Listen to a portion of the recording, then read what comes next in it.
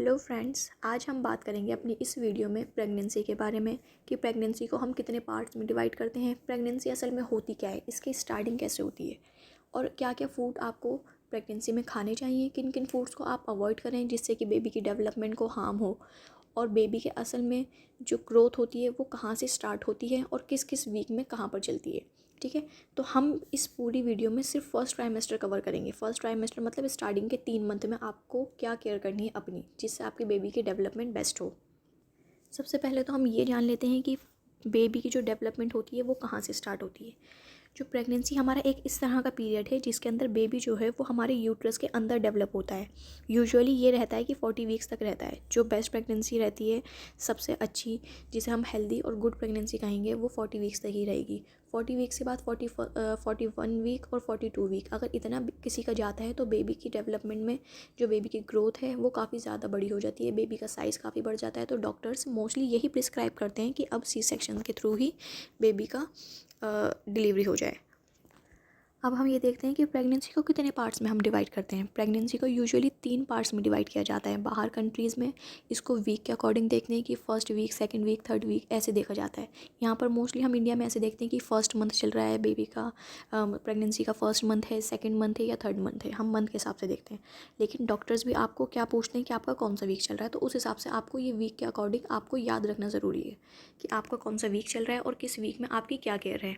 तो यही सब चीज़ें मैं आपको इस वीडियो में बताऊँगी।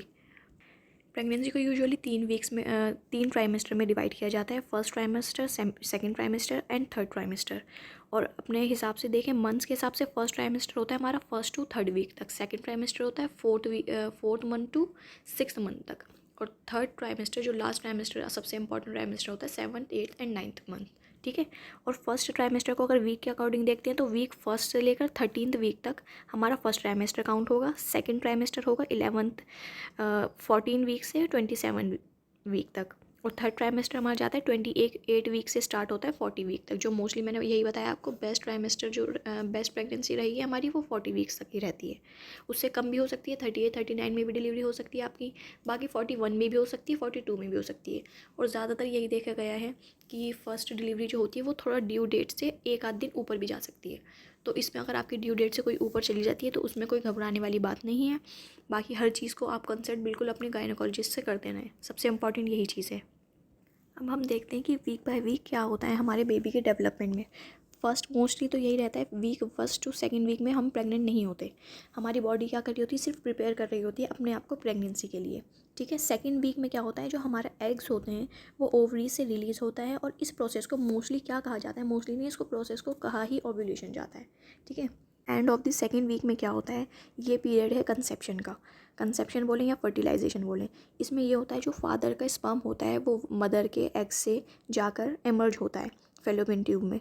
फिर उससे क्या होता है, जायगोट बनता है, और जिससे हमारे बेबी की शुरुआत होती है। बेबी की शुरुआत का मतलब है कि जो जायगोट है, एम्ब्रियो है, उसकी शुरुआत होती है। सेकेंड मंथ में बेबी रियल बेबी नहीं बन जाता, सिर्फ क्या बनता है, पहले जायगोट बनता है। ठीक है, अब सबसे इम्पॉर्टेंट चीज़ ये है कि जो हमारा फर्स्ट ट्राइमेस्टर का 5 से 10वां हफ्ता है, 5th to 10th वीक जो है, इसको हम बोलते हैं एम्ब्रियोनिक पीरियड। एम्ब्रियोनिक पीरियड हमारा यहाँ से स्टार्ट होता है, जिसके अंदर बेबी का ब्रेन बनता है, स्पाइनल कॉर्ड बनती है और हार्ट बनता है। जब बेबी का दिमाग बन रहा है, रीढ़ की हड्डी बन रही है और दिल बन रहा है, तो सबसे इंपॉर्टेंट चीज़ क्या है कि आपको इस टाइम पर सबसे ज़्यादा ज़रूरत पड़ेगी अपने डाइट को बेस्ट रखने की। और उसके लिए आपको क्या करना पड़ेगा, अपनी डाइट अच्छी रखेंगे आप, तो बेबी का जो हमारे जो बेबी का हार्ट बीट है ना, वो मोस्टली यही होता है 6th वीक तक स्टार्ट हो जाती है बेबी की हार्ट बीट। तो आपके जो गायनेकोलॉजिस्ट हैं, आप डॉक्टर के पास जाएंगे तो वो 6th वीक के अंदर आपको एक अल्ट्रासाउंड के लिए भेजेंगे कि आप अल्ट्रासाउंड करा कर आएँ और कि बेबी की हार्ट बीट चेक करनी है उनको। ठीक है, तो इसलिए आपको यहाँ पर क्या करना है, 5th वीक स्टार्ट होते ही आपको, वैसे तो आपको स्टार्टिंग से ही रहता है कि आपको फॉलिक एसिड और कैल्शियम की मेडिसिन वगैरह लेनी ही होती है, लेकिन स्टार्टिंग के फर्स्ट मंथ में किसी को नहीं पता होता कि वो प्रेग्नेंट है या नहीं, क्योंकि उनका पीरियड्स नॉर्मली जो मिस होता है वो वाला काउंट होता है, जो फर्स्ट मंथ होता है वो काउंट नहीं होता, क्योंकि आपको पता ही नहीं होता। अब आपको ज़्यादातर पता कब चलता है, जब आपका पूरा फर्स्ट मंथ निकल जाता है, पीरियड आप नहीं हुए, तब आपको पता चलता है, फिर आप प्रेगनेंसी टेस्ट करते हो। अच्छा हाँ, यहाँ पर मैं एक इंपॉर्टेंट बात और बता दूँ, प्रेगनेंसी टेस्ट जो किया जाता है, आप प्रेगा न्यूज़ से करें या फिर किसी भी चीज़, कोई सी भी कंपनी के किट से करें, तो वो करने का तरीका यही है कि जो आपका मॉर्निंग वाला जो यूरिन है, वॉशरूम जाने से पहले सुबह सोकर उठते ही जो आपका यूरिन है आपको उससे टेस्ट करना है। दोपहर के या शाम के उससे नहीं करना, क्योंकि उसके अंदर ही जो आपके सबसे इम्पॉर्टेंट इसमें ये होता है कि जो आपका ईसीजी हार्मोन है वो सबसे जल्दी डिटेक्ट होता है इस टाइम पर। तो इसलिए आपको जो मोस्टली यही है प्रेगनेंसी में, जो आपको 2 लाइन आ गई अगर आपकी तो आप प्रेग्नेंट हैं, ठीक है। और कभी भी वैसे तो 99% ये सच ही होता है, आप इसके ऊपर रिलाई कर सकते हैं, लेकिन फिर भी मैं यही कहूँगी क्योंकि मैंने भी यही किया था। मैंने 2 बार क्रॉस चेक किया था, पहले एक दिन किया, मेरा 2 लाइन आई, फिर मैंने नेक्स्ट डे एक बार और फिर से किया। एक बार और आप 2, जब भी आपको प्रेगनेंसी टेस्ट करना हो आप 2 किट मंगा कर रखें, एक फर्स्ट डे करें, एक उसके नेक्स्ट डे करें, और दोनों में ही पॉजिटिव आता है तो फिर आप के लिए बेस्ट यही है कि आप सबसे पहले अपने गायनोकोलॉजिस्ट के पास जाएं। वो आपको कुछ मेडिसिन प्रिस्क्राइब करेंगे जो आपके थ्रू आउट 9 मंथ चलेंगी। तो उसके अकॉर्डिंग आप सारी अपनी मेडिसिन वगैरह भी साथ लेते रहें, और अपना बेस्ट डाइट जो सबसे घर में रहेगी उसका भी आप ध्यान रखें। अब हम वापस से आते हैं अपने 5 to 10 वीक के अंदर, जिसके अंदर मैंने आपको क्या बताया कि अब बेबी की हार्ट बीट जो होती है वो स्टार्ट हो जाती है। इस वीक में आपका डॉक्टर आपको अल्ट्रासाउंड कराने के लिए बोलेगा, बेबी की हार्ट बीट चेक करने के लिए, और आपका प्लासेंटा आपकी बॉडी के अंदर और बेबी का अम्बिलिकल कॉर्ड, ये दोनों बन जाते हैं, ठीक है। तो जब इन दोनों की मदद से क्या होता है, जो मदर जो भी खाना खाती है उसके न्यूट्रिएंट्स क्या होते हैं, बेबी को मिलते हैं। और बेबी को किससे मिलते हैं, आप जो भी डाइट अच्छी लेंगे। तो इसलिए सबसे इम्पॉर्टेंट यही है, मैंने आपको यही बताया, बार बार इसी चीज़ पे फोकस कर रही हूँ कि आप अगर अपनी अच्छी डाइट रहेंगी, आप हैप्पी रहेंगे, सब कुछ अच्छा रहेगा, तो बेबी के डेवलपमेंट में और बेबी की ग्रोथ में इजाफा ही इजाफा होना है, ठीक है।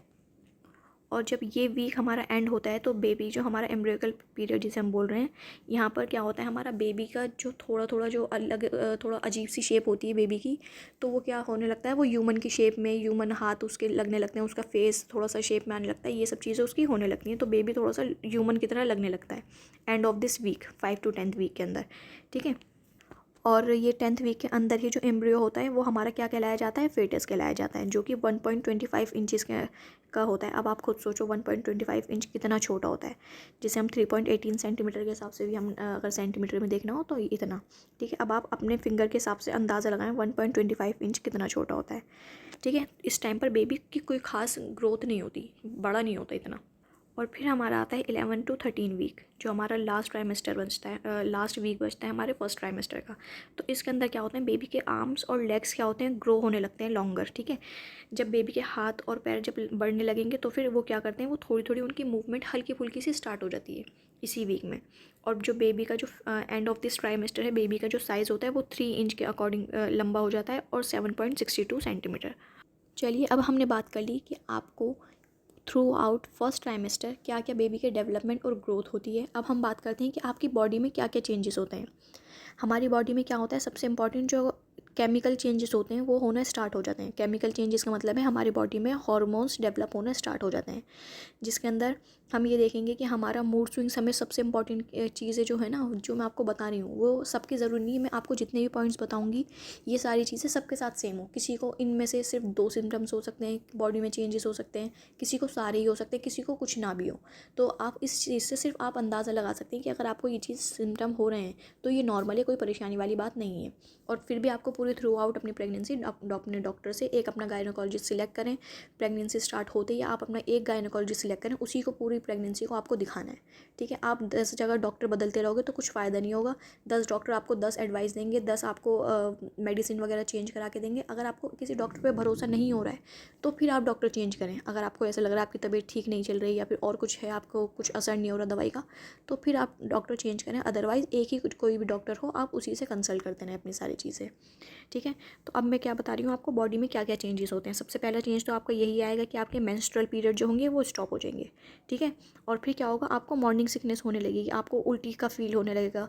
ज़रूरी नहीं है सबके साथ हो, किसी किसी का ऐसा होता है फर्स्ट ट्राइमेस्टर से लेकर लास्ट ट्राइमेस्टर, मतलब फर्स्ट मंथ से लेकर लास्ट मंथ तक, 9th मंथ तक भी कुछ लोगों को ऐसा होता है वॉमिट होती ही रहती है। और किसी का ऐसा होता है सिर्फ 2-3 मंथ रहती है, किसी को 4 मंथ रहती है, किसी को 6-7 मंथ तक रहती है, ठीक है। और किसी का मोस्टली ये भी होता है, मोस्टली बता रही हूँ मैं ये चीज़, कि स्टार्टिंग में हुई और फिर बीच में रुक गई, फिर लास्ट में दोबारा स्टार्ट हुई। तो ये चीज़ एक बहुत कॉमन चीज़ है, नोज़िया, ठीक है।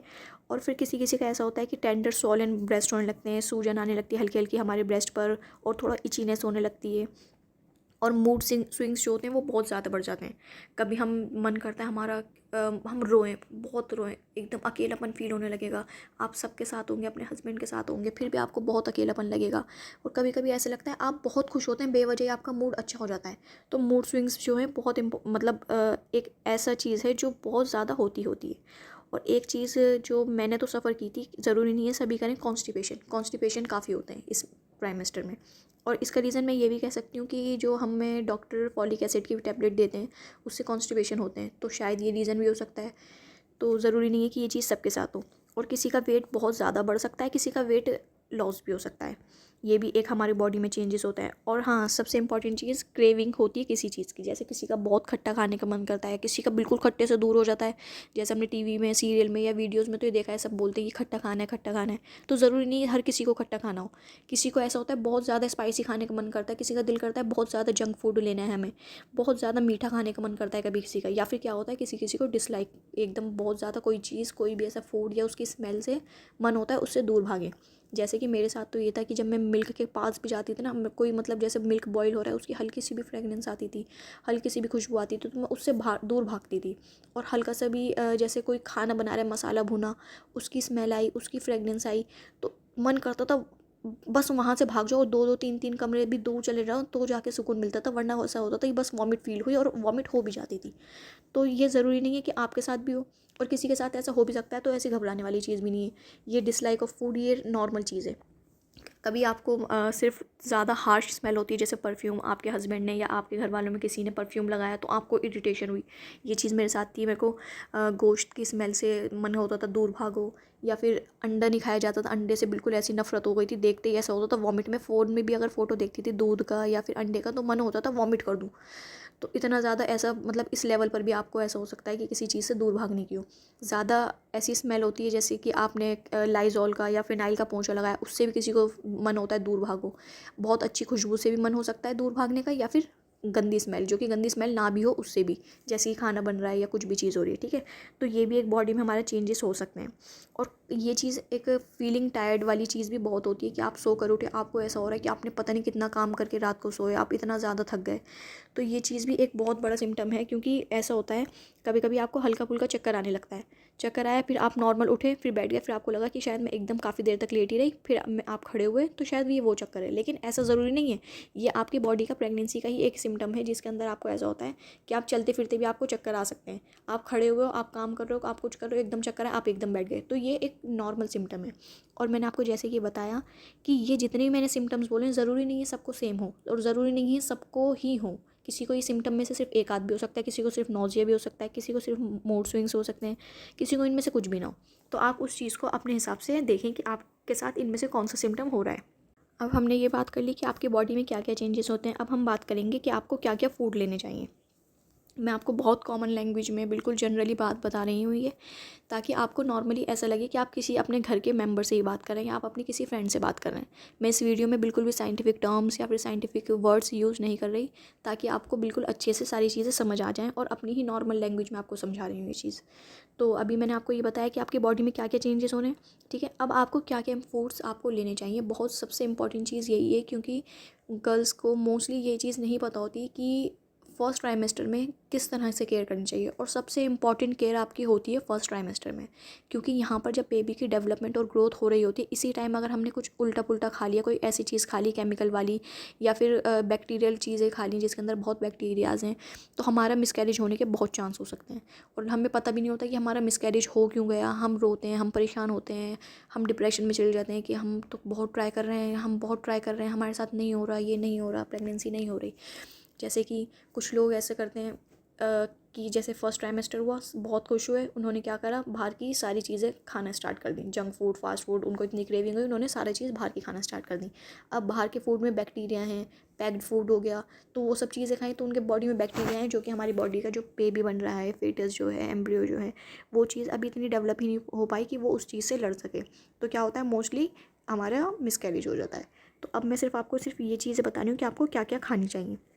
सबसे इम्पॉर्टेंट है डेयरी प्रोडक्ट्स। डेयरी प्रोडक्ट्स जैसे कि दही हो गई, दूध हो गया, जिनके अंदर सबसे ज़्यादा क्या होता है, कैल्शियम होता है। ये बहुत अच्छा सोर्स है कैल्शियम का, विटामिन डी का। इसके अंदर आपको प्रोटीन भी मिलेंगे और हेल्दी फैट मिलेगा। सबसे ज़्यादा आपको क्या चीज़ का ध्यान रखना है कि आप डेली 1 गिलास दूध मॉर्निंग में ज़रूर लें, 1 गिलास दूध रात में सोने से कम 1 घंटा पहले लें, ताकि आपका बॉडी में वो चीज़ डाइजेस्ट हो जाए, क्योंकि बॉडी का सिस्टम थोड़ा सा स्लो हो जाता है तो आपको इंडाइजेशन की भी प्रॉब्लम हो सकती है, आपको एसिडिटी भी हो सकती है, आपको गैस भी हो सकती है, आपके पेट में भी दर्द होगा, जलन भी हो सकती है।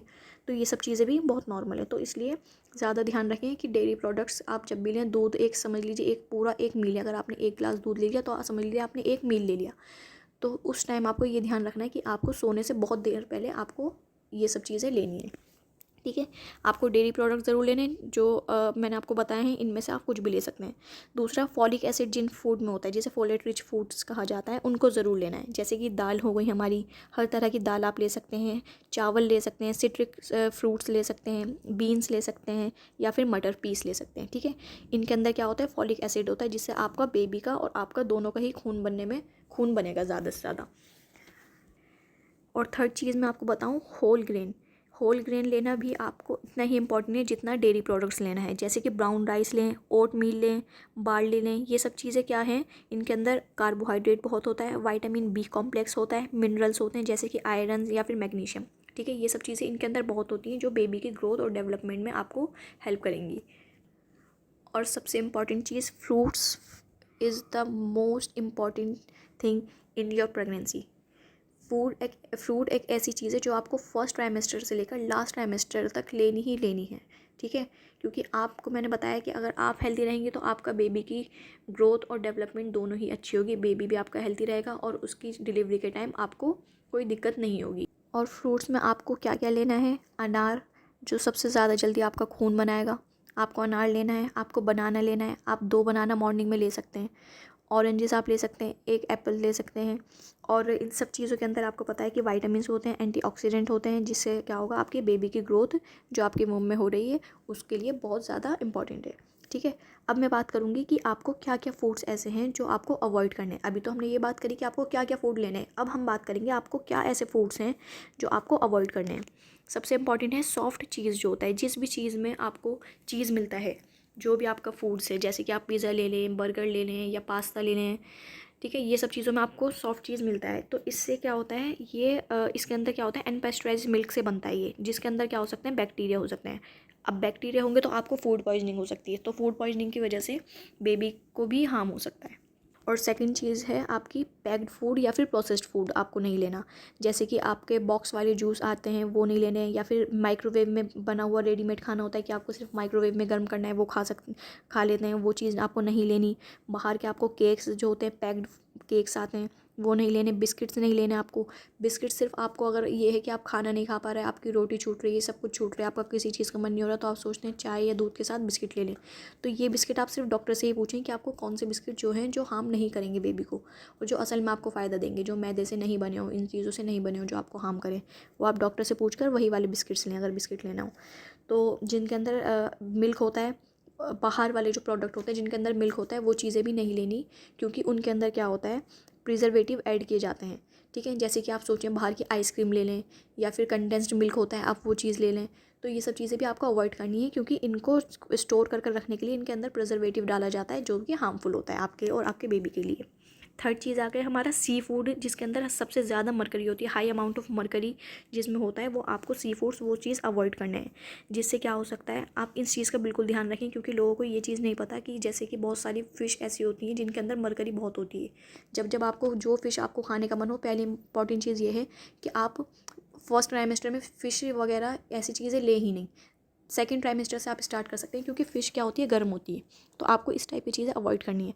तो अब आपको अगर कोई फ़िश वगैरह लेनी भी है तो उसको आप या तो सबसे पहले गूगल करो, या फिर अपने डॉक्टर से पूछो कि अगर मैं सैल्मन ले रही हूँ या ये वाली फ़िश ले रही हूँ तो वो मेरे लिए सेफ़ है और मेरे बेबी के लिए सेफ़ है या नहीं।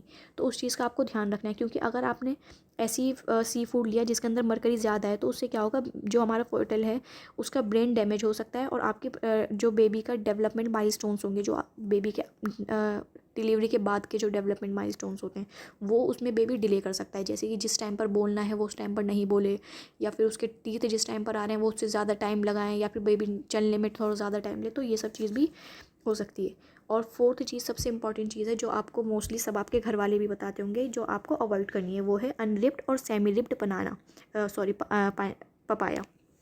ठीक है, पपाया में क्या होता है, इसमें सबसे ज़्यादा हार्म होता है आपकी प्रेगनेंसी को। इससे क्या होता है, प्रीमेच्योर आपका या फिर प्रीटर्म लेबर हो सकता है। प्रीटर्म लेबर का मतलब है जो आपकी ड्यू डेट होगी उससे पहले, काफ़ी पहले भी किसी का ऐसा होता है 6 मंथ में, 5th मंथ में बेबी की डिलीवरी हो जाती है। जब बेबी की डेवलपमेंट जो आपकी यूट्रस में होनी चाहिए वो आपकी टाइम से पहले ही डिलीवरी हो जाती है। ठीक है, या फिर ये हो सकता है कि आपका मिसकैरेज हो जाए, या फिर आपको यूट्रेन में कॉन्ट्रैक्शन हो सकते हैं। तो आपको अनरिप और सेमी रिप पपाया बिल्कुल भी नहीं लेना है। पपीता आपको नहीं लेना, पाइनएप्पल आपको नहीं लेना। पांचवी चीज़ क्या है, पाइनएप्पल आपको नहीं लेना, क्योंकि इसके अंदर क्या होता है, ब्रोमेलिन होता है, जिससे क्या होता है आपका जो सर्विक्स होता है ये उसको सॉफ्ट करता है, जिससे कि आपके मिसकैरेज होने के या फिर प्रीटर्म लेबर होने के बहुत चांस होते हैं। सिक्स्थ चीज़ जो है आपको नहीं लेनी वो है रॉ और अनकुक्ड एग्स या फिर मीट, मतलब कच्चा या फिर हाफ बॉइल्ड एग आप ले लेते हैं, या फिर हाफ कुक्ड आप मीट्स वगैरह खा लेते हैं, उस चीज़ को भी आपको बिल्कुल अवॉइड करना है, क्योंकि जब कोई चीज़ हाफ कुक्ड होगी तो फिर उसके अंदर बैक्टीरिया हो सकता है, जिससे अगर बैक्टीरिया होगा तो फिर अनबॉर्न चाइल्ड को वो क्या कर सकता है, बहुत ज़्यादा अलग लेवल पर इफेक्ट कर सकता है। अब हमने अपनी इस पूरी वीडियो में बात कर ली है कि आपको क्या चीज़ें खानी चाहिए, क्या चीज़ें आपको नहीं खानी चाहिए। ठीक है, अब लास्ट में हम बात करते हैं कुछ लास्ट टिप्स के बारे में, कि आपको पूरी थ्रू आउट प्रेगनेंसी में आपको किस तरह से रहना है। सबसे इम्पॉर्टेंट है ईट हेल्दी फूड, आपको हेल्दी फूड ही लेना है। आपका मन करे कि आप कुछ बाहर का खा लें, क्योंकि मोस्टली यही होता है हमारे इंडियन होम्स में, सब ये बोलते हैं इस प्रेगनेंसी में आप जितना ख़राब चीज़ भी खाओगे तो वो सब चीज़ डाइजेस्ट हो जाती है।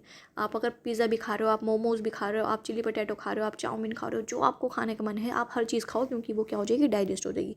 बट इट्स नॉट ट्रू, इस चीज़ का बिल्कुल ध्यान रखें, आपको अनहेल्दी फूड और जंक फूड को बिल्कुल अवॉइड करना है। ठीक है, दूसरे इंपॉर्टेंट टिप ये है कि आपको बहुत ज़्यादा बड़े अमाउंट में फ़ूड नहीं लेना है। Have small amount of meal, छोटा छोटा टाइम पर, अलग अलग टाइम पर छोटा छोटा मील लीजिए। ज़रूरी नहीं है आपको अगर 2 रोटी खाते हैं आप तो दोनों रोटी आप एक साथ खा जाओ, फिर आप सोचें कि हमें खाना नहीं खाया जा रहा, आपसे हाफ़ रोटी भी नहीं खाई जा रही, क्योंकि ऐसा भी हो सकता है कि आप बिल्कुल खाना ना खाएं, आपको बिल्कुल ही मन ना हो खाना खाने का। तो उस चीज़ पर, उस टाइम पर ध्यान रखें कि आप एक ग्लास मिल्क ले लें। अगर आपको रोटी खाने का मन नहीं है कोई बात नहीं, आप जूसेस ले लें।